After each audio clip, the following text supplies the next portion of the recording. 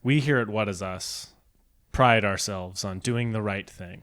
And doing the right bit at the right time. Specifically that. So we want to issue a formal apology to our 69 listeners. Yep. Last episode was episode 69, and we didn't do a funny movie for it. We didn't recommend funny things. Nope. We didn't do so much as one bit. Nope. And I feel really guilty about that. But I'll promise you this, ladies and gentlemen. On episode 420, we're going to go above and beyond. So far above and beyond. We're going to go too far, arguably. Honestly, it's going to be the thing that ends the podcast. Anyway. I'm very sorry. I was literally thinking about things to do for episode 69 and then we didn't do them because I just forgot and it lined up with Halloween. So, and here we are. Anyway, now to your regularly scheduled program. Insert Batman spinning newspaper or something. Hey, Shane. Yes, Vince. Have you seen Smile? No. Well...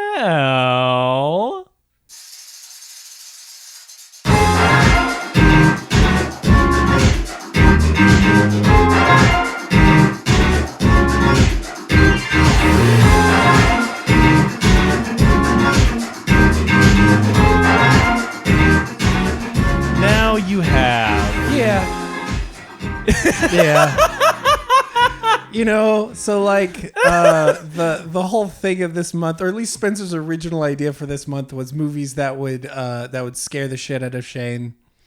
And like, I think the number one thing, when I always talk about scary movies that I don't like, the first thing I say is I don't like jump scares. Yeah. And you know what? Still holds true. Yeah. Just to give background in the way that we always give background before we really kick into it. I saw the trailer for this and I said, nope. I don't know what it was, but the trailers were good. I think the trailers for this movie were... The marketing for this movie was phenomenal. That is honestly a big part of what I want to talk about for this episode, is the marketing and its level of success. Not even just the box office. Its level of success. Yeah. Because I think it's a fascinating journey this movie has had. I mean, again, like you could do a PhD thesis on the marketing of this film. You really could. Like 100%. Because it's pretty simple. They didn't do anything crazy. They just did a couple of really smart moves. It was all, I bet it would all be incredibly cheap. Yeah. Outside of like, the typical making trailers, putting stuff up on billboards, that kind of stuff. I'm talking about specifically. They're like guerrilla marketing shit. All so good, so cool, and like perfect for what this movie was. Yeah. Like, very cool. But we'll talk about that. I want to talk about the movie first, and I apologize for making you watch it. I didn't think you would like it, but I did want to try to scare you at least once this month. Just to start off, I enjoyed it. Yeah. I thought I'm struggling to like just jump into the things I didn't love, but honestly, just to kick it off kind of with that, I think so much of this movie is incredibly effective, and a lot of it is kind of ruined with cheap scares. And I will have a mild argument against that. Yeah. In that, to me, what makes... You're talking about cheap scares as in jump scares. Yeah. What makes a jump scare work versus not work for me, because I do think there are good jump scares. Yeah. The Conjuring has a bunch, and I'm going to give you an out at the end of this episode, whether or not you want to. I want to. I can sub out that movie for some other like crazy, weird, fun, crazy shit. I know that's what that movie is, though. You know what I mean? Like, yeah. And don't get me wrong. Like the jump scares in that movie, are fucking effective and like cinematically super interesting in the way that some of them in this movie are. Yeah. This movie does have cheap ones where they don't work. I don't think all of them are bad. Some of them work quite well. Yeah. The head drop one is a great, because it's a super inventive scare. Yes. It's the last thing you expect. Yes. It's very cool, but it's great. That one is legitimately great. My theory on what makes a good jump scare is the moments after it. Yeah. Not the build up to, because that's easy. You throw a loud noise, you give a creepy piece of imagery. Yeah. What makes a good jump scare is one that the jump isn't the release of tension, it is the ratchet into the next level. It's ratchet into the new tension. Yeah. Like whenever a jump happens and we're still in danger. Yeah. That is a good jump scare. Well said. Well said. Because it is to talk about a movie that uses a lot of jump scares that kind of really hurt the movie. A movie that has a great aesthetic and a great kind of vibe is The Nun. But The Nun is just jump scares, and by the end of the movie, you can literally just plug your ears because you know when they're coming. Yeah. And to me, the ones in Smile that work are the ones where it either cuts to something really interesting or tragic after, the head one cutting to the little kid inside. Yeah.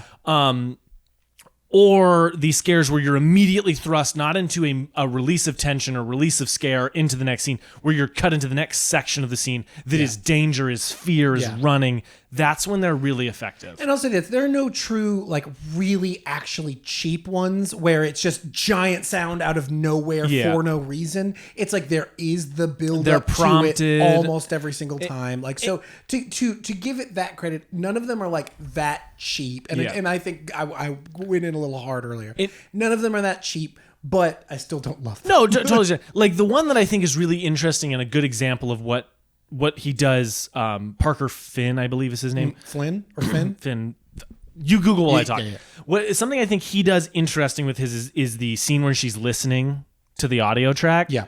And you're waiting to hear the thing and let that be the scare. And then it's something completely out of left field. And I think that works. Yeah. Like, I think that's a good scare because you're expecting either her to close the laptop and something be here, or her hear something and jump back. Yeah. You're expecting anything except what happens. Yeah. And that is an effective one to me. Yeah. There are a bunch, not a bunch, but there are ones in here that I do fully agree that are just like, you could have done something more interesting. But the thing that I like about this is it isn't just jump scares. There's a lot of jump scares. But there's a lot of moments where they just like hold on something really uncomfortable to look at. Yes. Or you're seeing somebody have like a fit of emotion and it's difficult. But anyway, I agree, and I apologize about making you watch a jump scare heavy movie without a warning. that was the whole point of this. Now that being said, like Milk and Cereal, what we watched last week, not there's like one maybe, you know what I mean? Like I don't even know. Like I wouldn't be. The only one I would count is when they're looking up the stairs and he walks across out of nowhere. It's like it's so benign. It's not what you would think of as a jump scare, but it is one where you're like, you know, like I appreciate a lot of what the movie's doing though. Like I think the camera work like throughout I think is like really top tier. Let's just like talk about that because I saw that, and I'll tell the story later. But the single worst theater, and I'm sure I've told this story on the podcast, but I think the single worst movie-going experience I have ever had was seeing Smile in a theater. Yeah. So when I watched it this time, and y'all were like, we were joking about the cat. Yeah. And what happened to the cat, and I looked at y'all, I was like, I legitimately didn't remember what happened to the cat. Yeah. Because I was so like, I'll tell the story again, but horrible theater experience. I didn't remember I didn't even think the movie was scary the first time I saw it because I was so distracted by everything around me. Yeah. It was horrible. So watching it this time was like watching it for the first time for me, which was really fun. Yeah. But visually, man, that camera work is so deliberate for a guy's first feature. Wild. Like the push in on the phone. Yeah. Where you're like, oh no, what's she not gonna? And then she comes back and it's like a lot of you can't cut around that if it doesn't work. Yeah. Like that takes confidence to do. I also think he's having a lot of, whether it's him or maybe even a second unit director, either one. There's a lot of really fun, cool transition stuff going on. Like the push out of the circular window in the cop's apartment. Or like when we're over, like the aerial view of the car driving through and then like it kind of switches angles as the car turns. Like it's doing some fun, weird, with establishing shots and with transition shots in a way that I really like. Like I thought those were really fun. Like there's one that's almost a jump scare when it's pushing back towards the house at the end and you don't know where it's going. You think you're just going to cut inside and it goes through the window. Yeah. Like that's like because it's interesting. Like I was super taken with how good this movie looks. Yeah, this movie looks really, really good. Like it's shot for $17 million. Wild. It looks like a $50 million movie. Yeah. Like for most of it. There's maybe a couple things where you're like, oh, they had to cheap set. But I honestly don't think so. Couldn't point out a single thing. Yeah, honestly, completely disagree. Couldn't point out a single thing. Awesome. Because it is a really gorgeous movie. Yeah. And I think a big part of that is the production design. Did that stick out to you at all? Anything? Nothing like jumps to mind outside of the Hill House at the end. Yeah. The Hill House at the end. Gabriel, the previous person who had been affected by this, the smile, whatever, the curse, all the drawings and like that house I thought was really, really cool. Like there were certain highlights for me, but certain standouts, but outside of that, I'm struggling to remember. What were some of the other highlights that the weirdest one for me that I really liked this time was all the like clinical spaces. They don't look like any doctor's office or therapist office you've ever been in. Yeah. In a way that I think is super intentional and super fun. Like the opening conversation with Laura, the person the inciting incident of the movie. That reverse shot where it's like, it's just a blue wall and then like the corner that gives like it's all it is. Like any doctor's office would have information flyers, posters, plants, you know what I mean? It's like, I like how empty a lot of those spaces are because this movie is so much about the failings of these systems. Yeah. You know what I mean? And so much about like unresolved trauma and living in a void of it and just, you know what I mean? Yeah. I just really was surprised this time that I was like, oh, that's really interesting because they're not cheap spaces. Like you can tell they're nice, well-lit. Yeah. The furniture's often strange. Like the couches they sit on in that sequence are weird. Like you wouldn't think that. Also, you wouldn't think this is a room they would put somebody who's having a manic. You know what I mean? Yeah. All that stuff is really interesting to me. Yeah. I don't know why, but I found it really cool. Like an interesting, weird detail of how simple a lot of those spaces are. And then you go to like the cop's apartment and it's really decorated. Yeah. Right. Yeah. It's stuff like that it's cool and fun and I like it. Yeah. What I can't tell if this movie is actually pretty freaking deep or not, or not at all. Because it's like, I think like there are a lot of it feels like it's kind of beating you over the head with its themes, but then at the same time, like I actually think that they're pretty well, pretty well thought through and explored. Like like the idea of isolating, like of trying to isolate as a way to fix the problem, and yet it doesn't actually work in the end. The way that you're passing this trauma along. Like I think a lot of those themes are actually pretty smart, but in the same time, like I don't know, like but because it kind of like really shakes you with it. A part of me is frustrated by that a tiny bit. I don't know. What were your thoughts on kind of how it handles those themes? My bigger issue than whether it is deep or not is its handling of how to break the chain. Yeah. I don't know what it's trying to say with you have to murder someone to get over this shit. Yeah. I don't know what that is trying to be, what that's trying to mean. Right. And then the ending. I wish that she lived. Yeah. I wish that she found a way to beat it. Not that it was easy and not that it just ended and all of her problems were fixed. Yeah. But he says it early in the movie. Not early in the movie. When she meets the other guy who broke the chain, he's in prison. Yeah. He's like, I discovered another chain in Brazil. He's like, there's all kinds. Yeah. You still could do a sequel, just a different chain. Like it could just be a total anthology thing. Yeah. That was my problem, where I was like, so what is this saying about trauma? You're just fucked? Like, yeah. I didn't know what to make of that. Yeah. Now, I do think this movie is not subtle. No. But I also don't think subtlety equals good. You know what I mean? No, I would agree with that. I do agree, though, that there are times, like when he's like, it feeds on trauma. You could have changed that line. Change that line, bring it back like 20%, and it's honestly not going to bother me that much. But they said the quiet part loud a few too many times. That's what gives it power. Trauma. Yeah. Literally, those are the words. I wrote it down because I was like, oof, that is just, that one is too on the nose. But see, and then there are other parts of the script that I think are really, like, have you seen The Ring? No, I have not. Reminds me a lot of The Ring. Yeah. I mean, in the whole structure of it, the 7 days, the seeing something that causes it's very inspired by that. Yeah. But yeah, I do think it is not subtle, and I think there are times it goes too far. But overall, I think it's got its subtleties. Yeah. Like I think you were talking about the failing of the the justice system. Yeah. As well as like the mental health apparatus in this country. But at the same time, it's like, and I struggle with that because it's like she clearly seems to be a very passionate, very, you know what I mean? So it's, I don't know, you know? Yeah, it's stuff like that. It's like, I don't, is it making some indictment against the mental health complex? I don't know. Like, yeah, I think some parts of it are pretty thoroughly explored in interesting ways. Some of it is a little too on the nose. Yeah. And then some of it isn't fully thought through. But I do think all of the performances sell.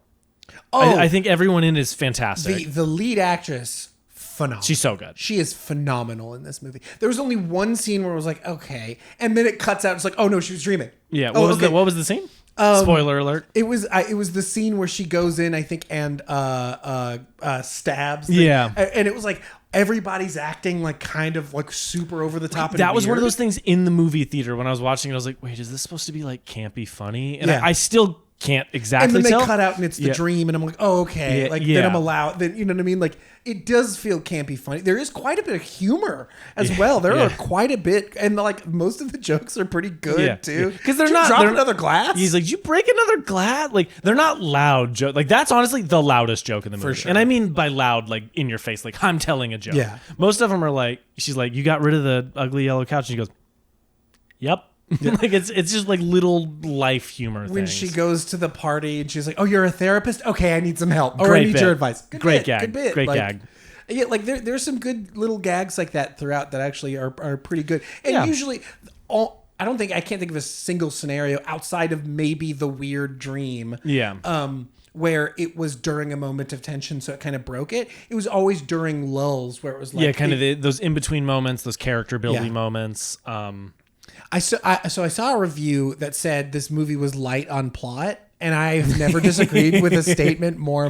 There is so much plot in this movie. There's so many things. It's like you got to go to a place and do a thing and meet a person who tells you this information to go find the other. It's like the middle half of this movie is like kind of funny investigation kind of, which is again that's kind of the Ring structure where they're like trying to figure out what's going on and how to stop it. and like look, that's it. That's oh yeah, you know what I mean. It is a tried and yeah. I have horror movie ideas that would be that. You know what I mean? Like it's a great method because it's very active. It's very like this could be a movie that is just like trauma porn a little, you know what I mean? Like where it's just bashing you over the head with her being miserable. Instead it gives her an active goal. Yeah. Gives her something to seek. Yeah. Now I do agree you could truncate that in the middle by like 5 minutes. And then I think act 1 you could bring in a little bit quicker. And then act 3 you could bring it a little quicker. You could like, just trim a little bit. completely lift everything with the dude who survived the Because it ends up could just amounting to nothing. completely lift that out. Now that does like the one thing that I'll give in. I don't think they handle it well, but the one thing it is that they do give her like a choice to make. Where, you know what I mean? Like I agree with that. but I do think But you could give her that choice in a different way, and you kind of have that. In I the end. think at the end, if she had lived, that would have worked better for me. Yeah. Because then she makes a different choice and does the healthy thing to get out of this. Yeah. You know, and then there's like, okay, now I'm seeing the through line more. Yeah. It's maybe a little sappy for what the movie's going for, but I don't exactly know what it is ultimately trying to say. Yeah. But I don't know. I do agree. You could just essentially lift that, or at least make that like a 5-minute section of the movie instead of the like 10 they dedicate to it. Yeah. There's like a couple of those. There's a couple of moments like, man, this just feels like where there's several like scenes or moments where it's like they just feel like it's taking longer than it needs to. That isn't ramping up tension. Yeah. Like it isn't ramping up tension. It's kind of just like filling air in a way that I'm like, did we need? She's like one or two arguments that play out essentially the same way. Yeah. Kind of the one with the sister and the one with the fiance. Yeah. They both have very similar structures and very similar paces. Yes. And so you're kind of like, we could have halved one of these and, you know, made the emphasis. I would have made the emphasis more on the sister one and or put the sister one at the party. You know what I mean? Something like that. Or put the sister one at the hospital. You know what I mean? Like you could have just there's ways to make this more like narratively economic. You know what I mean? Like it's like this movie is like almost 2 hours long, and it really could have been 90, or maybe not 90, but like hour 45. I was like hour 40, hour 45. I think is the sweet spot for it because then it still has that like dread feel, which I think runtime. You look at a lot of the movies that have the most dread in them, and the runtime is usually around where this is. Yeah. Too longer. Yeah. And I think that's something this movie is. This movie is very much trying to wear you down and be what The score. it's great. So good. It's so good. It is In true horror movie fashion, the sound design, just the entire like sound, other than some of the like big jump scare things where it just goes really loud for a second. none of that really. There's like one. It's the one when the like demon mom pops up behind her. That's just so loud for like just right at the end. Oh, right at the end. Yeah. It's just so loud. Yeah. It's just like for a sequence that is so dedicated to just watching this like overly tall person's, you know what I mean? I hate it. That one's so good. Yeah. Oh, when they catch the door and then she opens it and it's like not like a bang, it's just a So good. Great. So creepy. great shit. And then all the close-ups. I love that they weren't afraid to like show her face because No. it makes it somehow so much scarier. Oh, yeah. That she's just like a little bit abnormal. You know what I mean? Like there was like almost. I can't think of a single effect that didn't look great. And a lot of them were practical. Yeah. Like I think that was a big thing. They tried to alter the smiles with CGI, yeah. which just a bad That's idea. And the director Parker was like, nope. They need to just be this weird, natural, uncomfortable smile. Yes. If you make this big toothy, it's like, it's dumb. Yeah. And that is coming from, in the short film version of this, he did the big toothy CGI smile. Yeah. And he learned from it. And it works for that, Yeah. but it only works for that. Yeah. Like, I think all of the smiles look phenomenal. Yeah. They all are super creepy in the best way. Yeah. Because they are real human beings, but they're smiling in such an unnatural. it's like the eyes are a little dead. Yes. But the smile is so big and joyous, and you're Yes. like, what? I mean, they've got the it's the meeting of the Kubrick stare. Yeah. Like, so top half is Kubrick stare, bottom half is terrifying, blood curdling smile. Very true. I couldn't agree more with that. Yeah. This movie's fascinating to me. Yeah. How quickly it spawned a sequel. Yeah. Like desperately fast. Like they essentially greenlit, which look, we'll talk about the box office and stuff. I would too. You know what I mean? And the sequel will probably do pretty well. I don't know that it'll do the same because I don't know what the hype around it is, Who but knows? they've started doing the same kind of guerrilla marketing Yeah. and it's coming out in like a week or something. Is I mean, like that was Same director. Same director. So, like, honestly, I am surprised with how mixed the reviews are for this one. Yeah. Because, like, look, is it the best movie I've ever seen? No, but it was good. It was pretty Yeah, good. it's a good movie. There's a lot of really quality stuff in there. Yeah. There's some stuff I didn't like, some stuff I would have done different, or whatever. I don't know better. Don't get me wrong. Like, Yeah. some things that I didn't love, but at the same time, like, I think it's better than the 2.8 it has on Letterboxd. Yeah, no, I think it's better than definitely like that. a 3.2 to 3.5. Yeah. Like that's where I would. A full letter grade over Yeah. over where it is. Like I think it's in passing with, you know what I mean. Like Yeah. it's not a B, solid C, not a D, not a D. Yeah. Yeah. I think this movie is very. It feels like it should have come out in 2006. yeah, yeah. You know what I mean? Like. And that was one review that I Yeah. think we saw that was like it was, and that was the review that said it was like thin on plot. I was like, this movie's not thin on plot. And I think that's part of what went into its word of mouth success. Do we just want to hop into? Is there any other like big movie things you want to talk about? The third act I think is really good in this movie. The third act is the best part. By It's very scary and Yeah. very cool, and Yeah. the effects are awesome. And like, I don't love the theme, like how it ties up the end with the themes, but as far as like fun, cool movie, disturbing imagery kind of shit. The I really eye shot. liked how I was like, man, okay. The minute it was like she burned the house down and it cut out and she was driving, she rolls the window down. I was like, this is not the end. Yeah. This movie is not over, which I appreciate. Like, I Yeah. thought that was fun. That's a fun horror movie choice to make Yeah. in a way that I really liked. It- But like, and I think that the third act is by far the best part of the movie. Like, I Yeah. think it really it It crescendos in a it great takes way. its time and rolls into it. I think it takes a little too much time. Yeah, yeah. But yeah, like everything with the horrifying monster at the end is horrifying. Like, it is so creepy, so ooky spooky, so scary. And the end doesn't overly rely on jump scares in the way that the rest of the movie has more than I would like. I think that ending is really effective. It only has one big jump scare, and Right. then other than that, it's all and just relies on how horrifying the situation is. yeah, Like, it the being just a creature horrifying- design and Yeah. the like absence of hope. Yeah. Good shit, man. Like Good shit. it's a really good third act. I think it's a good opening to the movie too. It really sets its tone well. And then that first sequence doesn't have a jump scare. Yeah. It's very much like a conversation that leads into like weird, intriguing information. I also think the title card coming in like 13 minutes in is fun. Ooh, the title card's so good. Yeah. The title card and the credit sequence credits and credits, look great. Like they are so fun. The way that they transition in and out is really cool and fun. I love a good interesting typographical graphic design kind of fun stuff that they did at the end. I really like that stuff.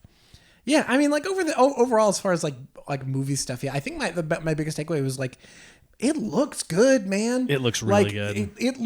It looks way better than $17 million. It looks like it costs a lot more than $17 million. And I think they benefit from using a lot of the same locations over and over again. Yes. So you save money, but it doesn't feel like a small movie. We're in her house so often. Like we're 3 in the different hospital. offices at the hospital and a hallway. Yeah. His apartment. Yeah. And then like the fucking set, the sister's house. Yeah. Like one restaurant. You know what I mean? Like they go out with the sister, double date at the beginning. Yeah, it's they're sitting out front of one. Exactly. It's like not even inside. Yeah. Yeah, it does a lot with just a few locations. Yeah. And makes all of them look interesting and cool. Yeah. Makes all of them look high budget. Yeah. Very, very well done, well budgeted, well produced movie. Well lit. Like, I mean, I think all the lighting is really good and it looks really pretty without, you know what I mean? Like without drawing like super attention to itself. It's good shit. It has a definitely has a style and a pace and a like deliberate nature to how they move the camera, which I always love. The thing that like the one scene was like, man, this looks really good is that last scene with the mom and the candlelight. That was part of the reason why I wanted to make this episode look like Spooky candlelight. was that scene, because I thought that was so that scene looked so good. Yeah, that looked so good. But yeah, not my favorite movie of all time, but damn, it does a lot of really cool stuff that I really liked. Does it make you interested in the sequel at all? Yeah. Like the sequel is getting pretty good early reviews, and everyone's saying Naomi Scott's like great in it, and that it's bigger and scarier and crazier and yeah. So I'm excited for it. This is the year of the horror movie pop star. Apparently. So true. I've been a Naomi Scott fan since Lemonade Mouth, the Disney Channel original movie, baby. Holy shit. That dates me at all. OG. So yeah, I'm excited that she's doing a big high profile movie. I think she's Scream Queen. Script great. Talk about the box office. Talk about the success. So to go back even before then, this was a short film. Yeah. It's called Laura Hasn't Slept. Oh, really? Yes. It's the person playing Laura in the movie, the first smile victim, is the star of it. She's the lead in it. And the lore and all of it is so different.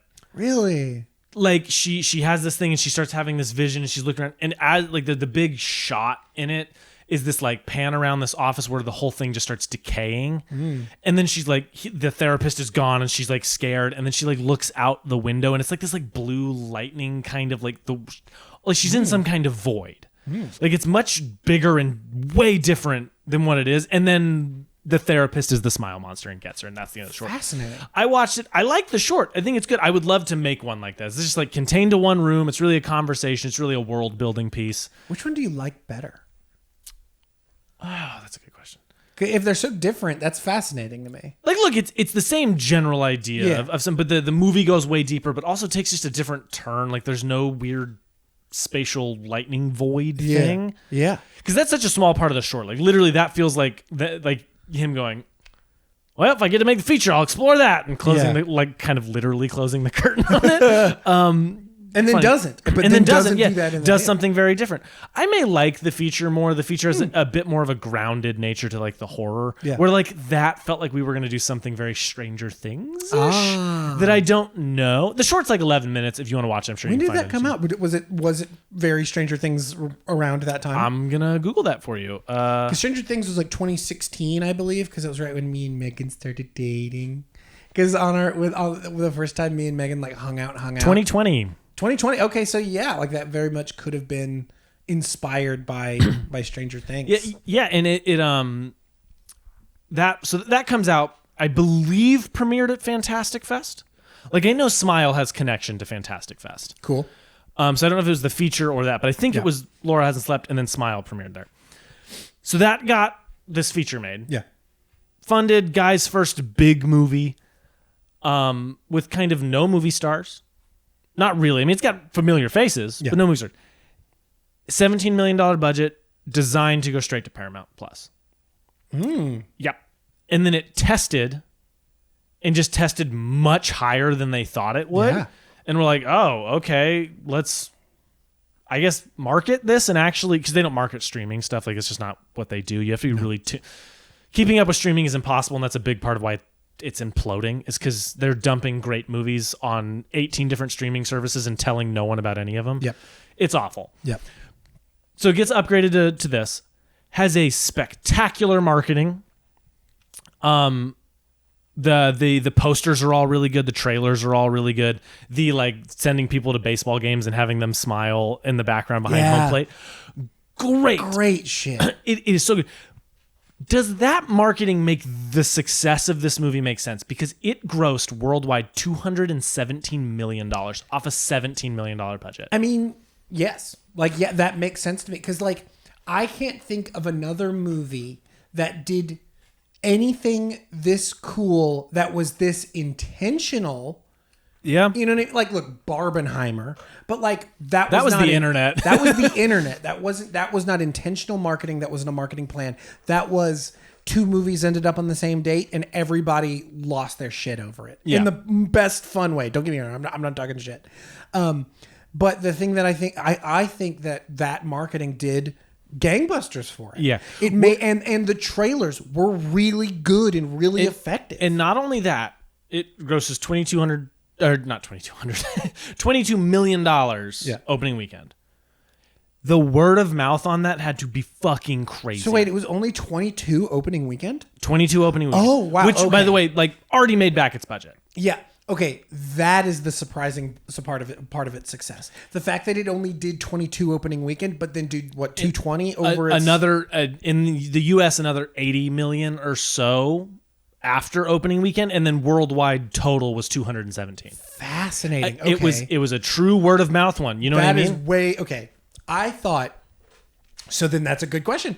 Is that the marketing or is that just good word of mouth? Because I would have thought it would have a boom opening weekend and then trickle out after that, knowing that it had that much legs. Only other movie that I can think of that had this type of thing happen in the way it happened. It happens a lot, but the only other big one, The Greatest Showman. Yeah, that was the one I was going to mention. Where they that one's $1 billion movie. Yeah, it bombed. Like it bombed opening weekend where they're like, well, it's probably going to make back its budget, but it's probably not going to lose money. It's probably going to break even. And then they had just a fucking crazy week one marketing push. Yeah. With getting people to do videos and singing it, and it became one of the biggest successes in a long time. And the legs. I mean, it's the carried fact that for so long. The fact that it was like the number 3 or number 4 movie for months. Yeah.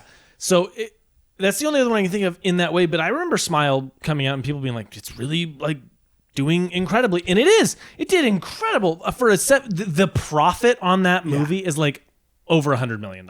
Yeah.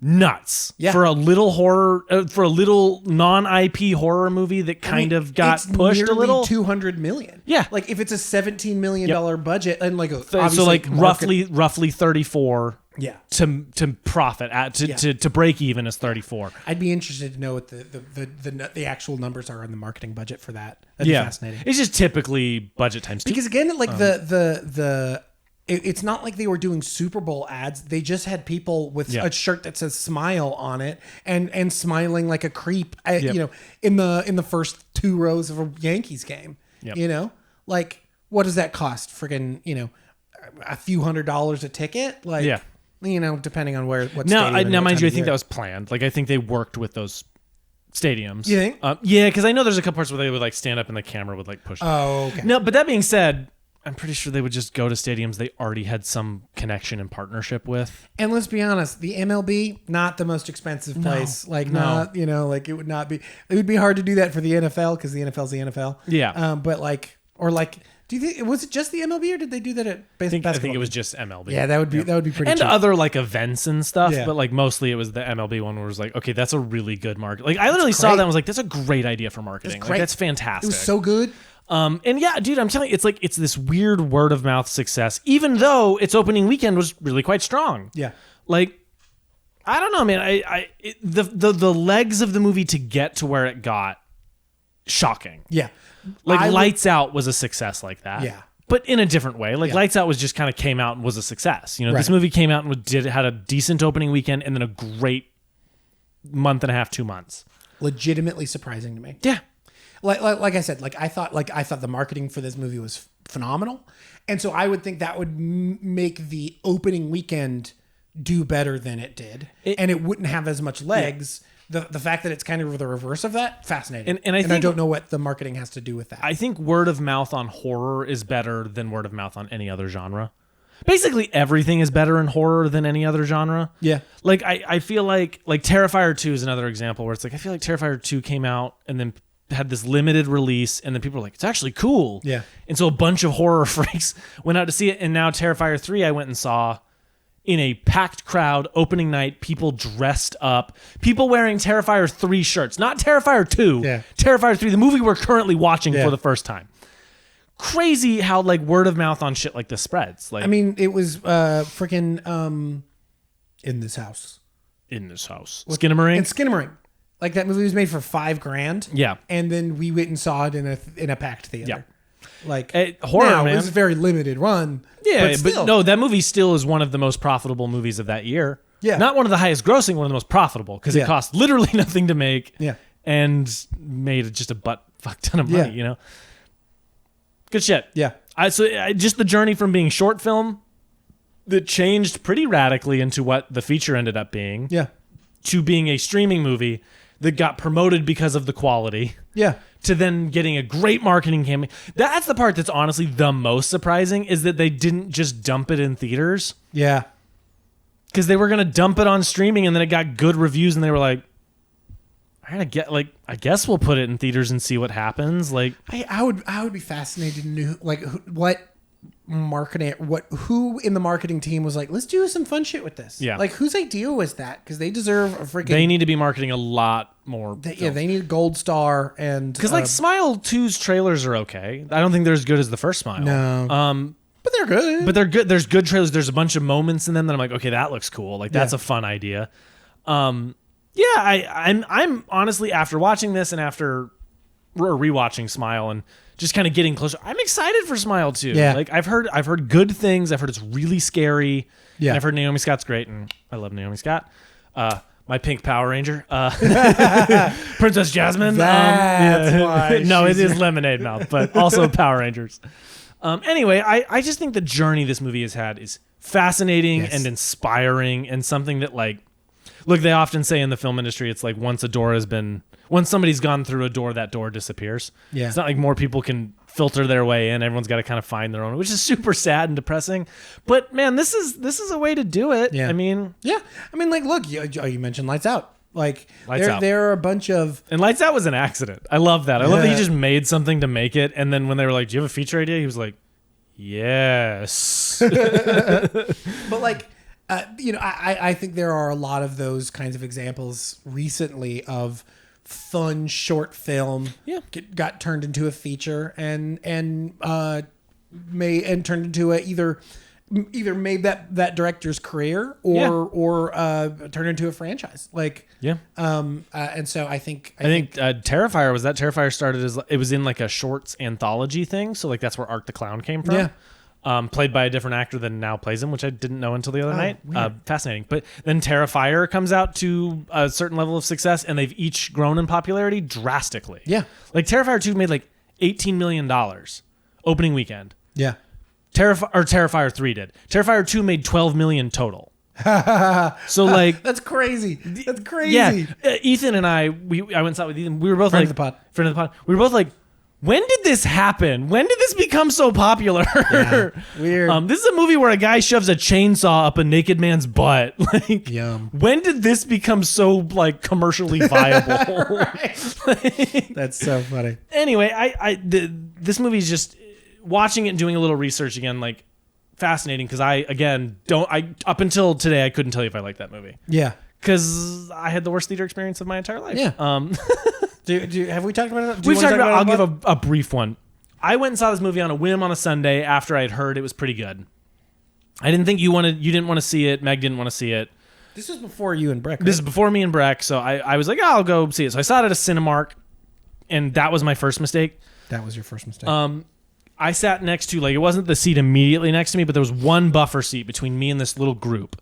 And the guy sitting closest to me, midway through the movie, kicked his shoes off loudly onto the floor. Yum. The entire movie, he was ripping his individual candy wrappers off and throwing them on the floor.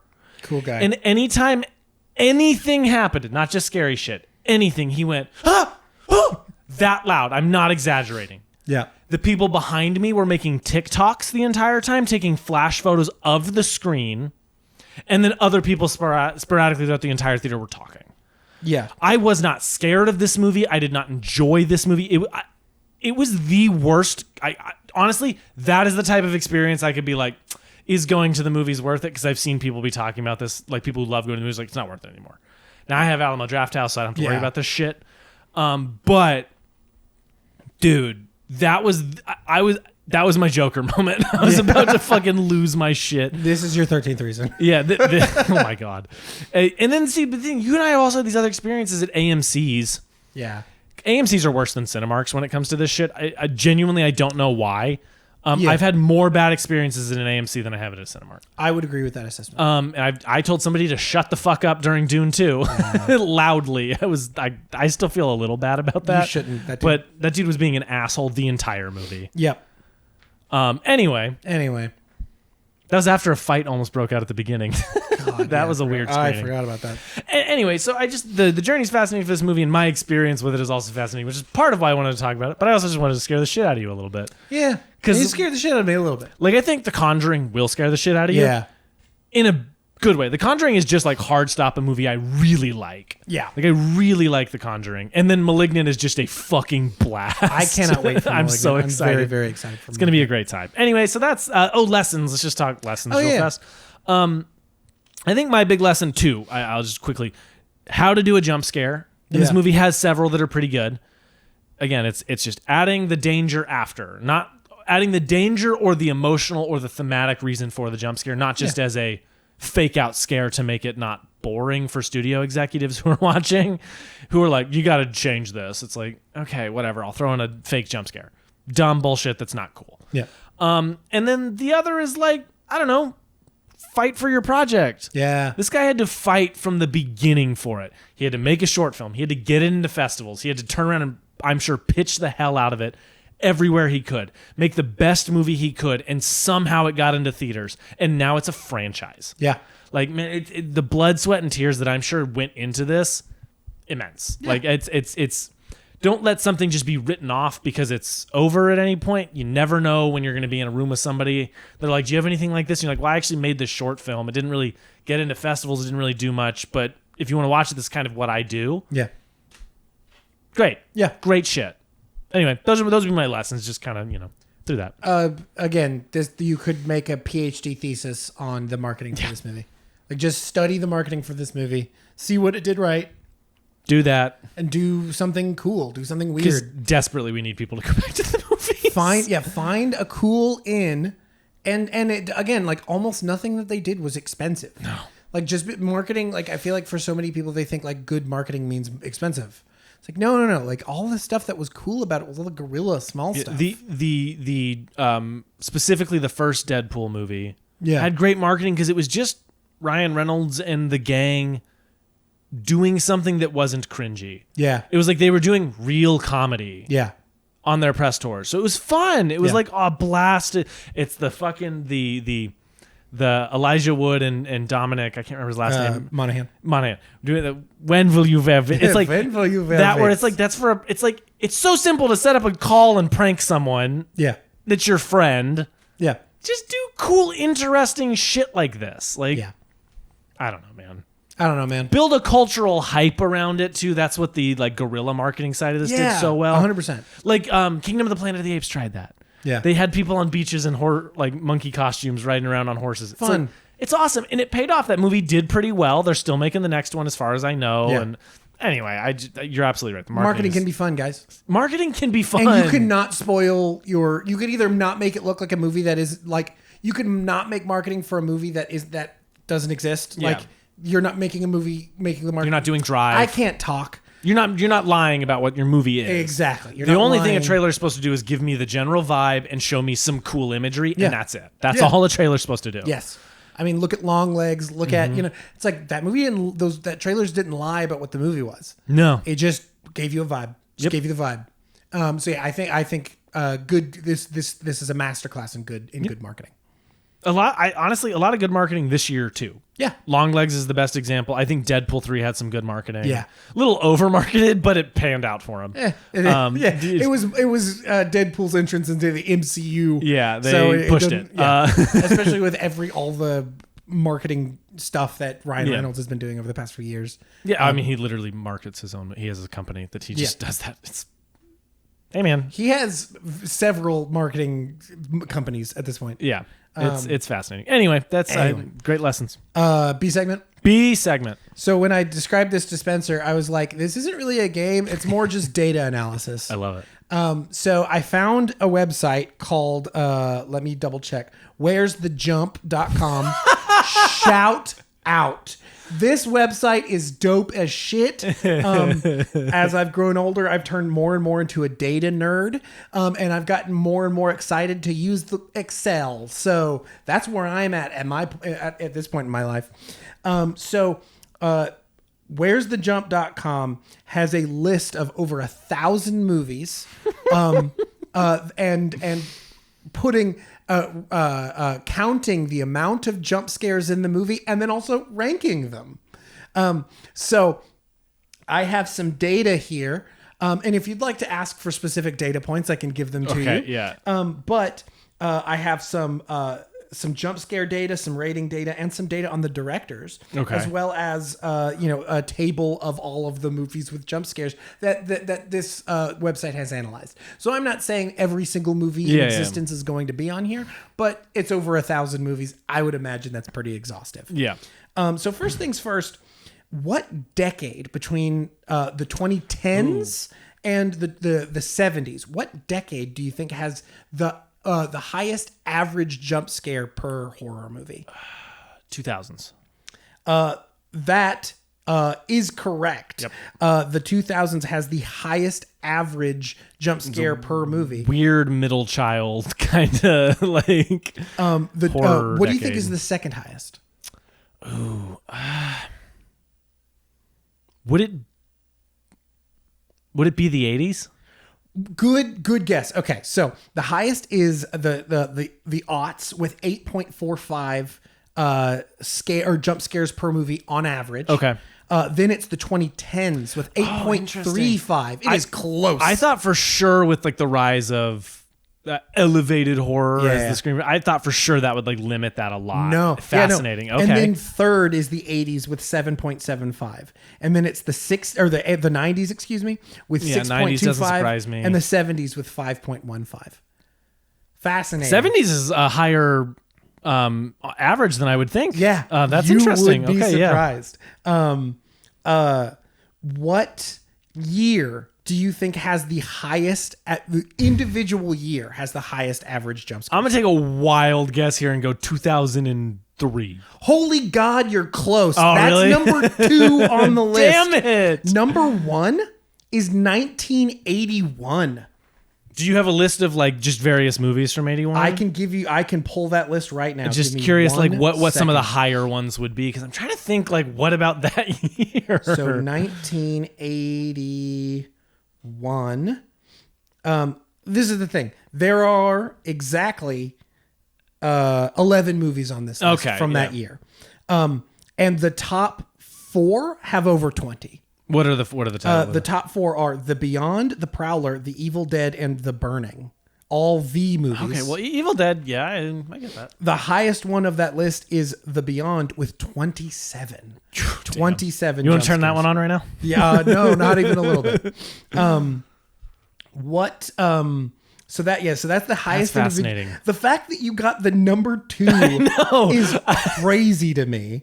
The number 2 highest average jump scare per year is 2003 with 12. So literally, it goes from 12 to 15. What a jump! Damn. Yeah, absolutely wild. Yeah, so it's 2003, 2023. Fascinating. I think that's a smaller list of movies, though. I don't think the entire year of 2023 is on this list. Yeah. 2014, 2009, 2000, 2007. So obviously, mostly in our obviously the early aughts were a pretty big set of years for horror. Did not know what it wanted to be for a little while there. Yeah. Directors. Who do you think is the director with the most jump scares in their, well, I kind of not gave it away, but in their filmography? Can I ask, do I know them? Of course you do. Oh, James Wan? Yep. James Wan has the most and the highest average. And the funny part is, all of his horror movies are pretty rad. You know what I mean? I think you know every single one of them in the top 5. Oh, interesting. Yeah, so James Wan is number 1 with 119 jump scares throughout his films. Can you guess who the second one is? Wild guess. Very famous director. Well, very famous horror director? Very famous horror director. Okay. John Carpenter? No, he is number 4. Wes Craven? Yes. Okay. Wes Craven with 101. Damn. And then, That's so fascinating because you look at like Scream and you don't think of that as a jump scare movie. It has jump scares, don't get me wrong, but you don't think of it as a jump scare movie. Right. That's interesting. Okay. Yeah. Who do you think is number 3? Okay. This one I feel like should be almost easy. Oh, really? Yeah. You've already mentioned the name of the film at one point. Shit. Now I'm forgetting every single. Fuck. Is it Raimi? Yes, it's Sam Raimi with 101. Okay. And then John Carpenter's number 4 with 70. Yeah. And then Mike Flanagan, which feels kind of crazy to me. I wonder if it's because he's done so many miniseries that like there's just more time for scares. No. This is not including television. This is not including this is not including Hill House or is only his films. So his features being Oculus, Absentia, Ouija, Hush, Ouija. I don't know. I could be wrong. Whatever. Dr. Sleep, and that's it. Gerald's Game. Oh, the Moon Man. That's one that I thought about showing you for this month. Ouija, Oculus, Before I Wake, Dr. Sleep, Absentia, Hush, and Gerald's Game. The other part, I wanted to pull up Mike Flanagan's career specifically because this is actually fascinating. It's really surprising. Oh wait, I lied. I was about to lie on here, but that was because of the way I have this table set up. I thought that going from the beginning of his career to his to his most recent film, went in order of most jump scares to least jump scares. Mm-hmm. I am wrong. This table is set up kind of strange, but I do think over time he has used less jump scares. Let me double check. Because I don't think of really any of his shit, even these movies, as being jump scare movies. No, okay. Like there's jump scares. I can think of jump scares in Hush and in Gerald's Game and Dr. Sleep. Like I can think of them. Dr. Sleep has 8. Gerald's Game 3. Ouija has 18, by far his most. Before I Wake with 9, Hush with 7, Oculus with 14, and Absentia with 8. So I thought it went from the way I had the table set up. That's really interesting. But so yeah, I would say this like Ouija and Oculus would probably be the 2 movies that I would consider being the most similar in what they are, like the type of movies, and then being the highest also makes sense to me. Like if I had to guess, those would probably be the 2 that I would think. Wow. The average of his first 3 movies and his last 3 movies are exactly the same. Now, he's made 7. That's wild. But yeah, the average of his first 3 and the average of the last 3 are exactly the same. That's really, really, really funny. That's at 9.6. And again, you don't think of him as a like James Wan. I think of James Wan as a jump scare. Now he's mastered it and he makes great ones. It's not a dig on him at all, but that's interesting. Fascinating, right? Yeah. So when it comes to both the count and the average, James Wan is the top of the list. Crazy. So let's get how many jump scares do you think the most jump scares are on this list? How many jump scares? On Wan's? On the entirety of this list. 57. Am I way off? You're not way off, but you're quite a bit above. Above? Oh, really? It's not that many. Let me clear this table. Yes, I'm using Excel right now. I didn't have all this stuff exactly prepared. The computer's just for show. He hasn't memorized. He's literally looking at hackerscreen.com right now. What is it? Hackertyper.com? Yeah, where you just .net or tap buttons and it looks like you're hacking. Great website. Very fun. I'll give you guess. Give me one more guess. It's lower than whatever. 32. 32 is the exact number. You got it. Any wild guess what this movie is? Have I seen it? I doubt Then I it, have very no seriously. guess. Yeah. Then The Haunting in Connecticut 2: Ghosts of Georgia is the highest one with 32. well, boys and girls, I know what I'm watching tonight. Yeah, the top 10 on this list are as follows. It is The Haunting in Connecticut 2, Ghosts of Georgia, Extraterrestrial, Resident Evil: The Final Chapter, Paranormal Activity: The Ghost Dimension. I've never heard of that. Did you know that? I've seen that movie. Yeah, Oh. I've seen Ghost Mention. Is it good? It's very Hellfest. fun. Hellfest. Hellfest. Don't Listen with Voces in parentheses. I think that might be a Spanish language film. The Messengers. Evil Dead 2. Evil Dead 2, but in a fun way. Evil Dead 2 in a fun way, with 27. The Beyond and The Haunting in Connecticut. So literally, the highest ones are 26 to 32. Wild. Yeah, wild. That's right? crazy. That's a very fun website. Absolutely, so much fun. Like on this list, it has over 1,000 movies, including movies that don't have any jump scares at all. Like I think it's just a pretty exhaustive list of does this movie have jump scares? Like it's got like Rosemary's Baby that has no jump scares. And what was another one that I thought was interesting that was on here? Oh yeah, Godzilla versus Kong has no jump scares. I'm not 100% sure it's on this list. Somebody was like, hey, I want to go see it. Can I write this off as a work thing? Lamb, The Vast of Night, Vivarium, all these movies have zero jump scares. All right. Which I think is like super cool. That is Sign me up for this job where I just get to watch movies with no jump scares and hit 0 on the list. Yeah. Like, this is so shout out where's the jump.com. Thank you for providing this information that I can then sort through and be nerdy about it. That's crazy. I'm trying to think if I had any other individual stats pulled that I thought was interesting. The highest, so the average rating almost perfectly for this website, the average rating almost perfectly aligns with the average, Dark Side of the Moon? Yes. The average rating almost perfectly lines up with the average amount of jump scares too. So the highest rating jump scare year is also 1981, with 2003 being the next one, which I think is kind of funny. Like it appears like the way that this website works, it appears that like whoever is the maker of this website just really does actually like jump scares. Yeah. Because the movies that have the most jump scares also have very high ratings. That's amazing. Which I think is quite funny. Yeah, like The Haunting in Connecticut 2 has a 5 out of 5 for jump scares, which I think is really fun. And then like the ones with like no jump scares, I mean, obviously have 0 because it's because you can't. Okay, there's a few on here that have like 0.5 or 1, which I think is really funny. Like Creep Show is on here and has a rating of 1, which I think is really, really funny to me. Anyways, so that is the B segment. That is my data analysis segment.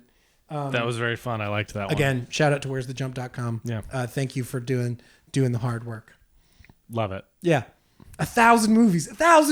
Like, I don't know if it's just one dude or if it's actually, because it's not like that. I don't think that website's making any money. There's not a bunch of ads all over the place. Like it's not like an ad, SEO as sinkhole. Anyways, I just thought that was super fun. And I love doing some data analysis in my free time. Recommendations? I know this about you. Recommendations. I'm just going to list off. I'm doing the like 31 horror movies in 31 days thing. Yeah. That I haven't seen before, so they're trying to watch a bunch of new shit. Laura Hasn't Slept, cool short film version of this. Yeah. A movie called Azrael with Samara Weaving that came out that has almost basically 0 dialogue and is fucking awesome. Yep. And no one's talked about it. I went and saw Nosferatu, the original Nosferatu, in theaters. Kind of the only way I ever want to watch that movie because I don't know if I could. It's long. It's like 92 minutes, but it's a long silent film. Yeah. And that, like, look, I love old movies, but it's just now you don't see that often. So my brain is not, my brain rot doesn't allow me. Final Destination 2, which I really enjoyed, which is very silly. Movie called, this is not a horror movie, but a movie called My Old Ass with Aubrey Plaza. Quite good. I like that movie. Fright Night, the original Fright Night. Very funny, very silly. Gonjam Haunted Asylum fucked me up so bad. That is a scary ass movie, but it's also really cool and good. It's got really good scares. You see basically nothing for almost the entire runtime. You love it. That is like, anyway, good, really cool movie. Another not horror one is I just saw My Hero Academia You're Next, the new movie. I'm realizing I posted a thing with the title spelt wrong, which makes me feel great. What an idiot. Anyway, My Hero Academia, that movie, I love superheroes, I love that. And then I just watched Oddity last night. It's a movie from this year. It's the one, if you see the poster of like the wooden man going like, really freaky in the coolest, best way possible. No thanks. I really liked it. I'm going to get a full life-size version of that little guy for the chair in the corner. Shit, yeah, dude. And then the last thing I'm going to recommend is Garbage Night, our short film that is up now on this YouTube channel and is a ton of fun, and I'm super proud of it. Yeah. And it's on Letterboxd, so you can rate it and count it if you're doing this 31-day challenge. Yeah. We made this on a whim. In like 3 hours. And yeah, literally like 3 hours. Like I'm in it, and Megan is wet. I'm literally drenched in water, running around. The moon is a paid fucking actor in it. To describe my brother went, yo, this went hard. I watched that. It's up on YouTube. It's super short. It's super fun. Share it. Watch it. We're very proud of it, and we want to do a bunch more just like this, like quick and fun, crazy movies. Fucking A. Perfect for Halloween season. So yeah, watch and share that. That is something we're very proud of. We liked a lot. Yeah. I have one recommendation, and it's music, and it's not scary at all. Or maybe two recommendations. I've recommended one of the songs is scary, but he's not going to tell you which one. I would never tell. I have listened to some of Clairo's older stuff, and I wasn't super into it. Just it wasn't super my vibe. And then, so when Charm came out, I was like, I'm not really that into it. I'll come around. I'll check it out later. And then I listened to it, and then I've not stopped listening to it since. So Charm by Clairo, good chill. Good chill vibes, man. Good shit. I love some sad girl shit. Now, I wouldn't describe this as sad girl shit. It's like chill girl shit. Yeah. Incredibly good shit. I really, really, really like it. The other thing is for a completely different vibe. I randomly started listening to Black Midi again. Black Midi is a post-punk, weird, experimental band. And their record, Hellfire, is a masterpiece. Go listen to that. Music. And everything on Dropout is amazing. I'm having some tough times in my personal life, and so Dropout is a wonderful place that helps me laugh and get away from it all. Specifically, the shows Make Some Noise. If you're gonna watch a single episode of Make Some Noise, I think the first thing that comes to mind is the most recent one that has Ross Bryant and Chris. I can't remember his last name. Kattan. Chris Kattan. It's got Chris Kattan. No, it's his first name is Chris. I can't remember his last name. And Paul F. Tompkins. Paul F. Tompkins. I love you. I've loved Paul F. Tompkins for a very long time. Go watch that episode if you have Dropout. It's absolutely hilarious. And then also like Game Changer and all the other shit they're doing. So yeah. Those are the things that you should go listen to, because good shit. I'm gonna throw one more out there because I listened to a podcast on it, and you're gonna like this. Moneyball.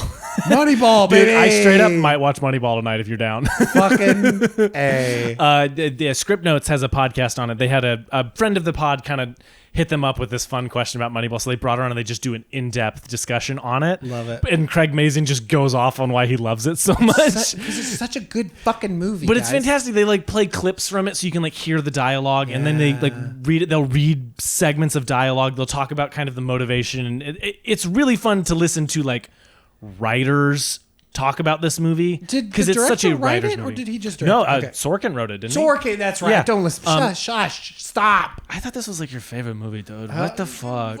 I thought you owned like 12 copies of it. Against my will, I own 12 copies of it. Anyway, Are they up here? No, I think we moved them. I pulled, yeah. I keep getting him copies of Moneyball for his birthday and Christmas, and randomly I'll just toss one at him.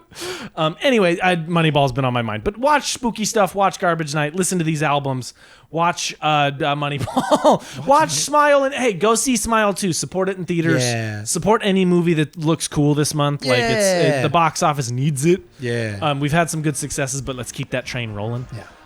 Anyway, so you should go do and watch all of these things, or don't. Live your life.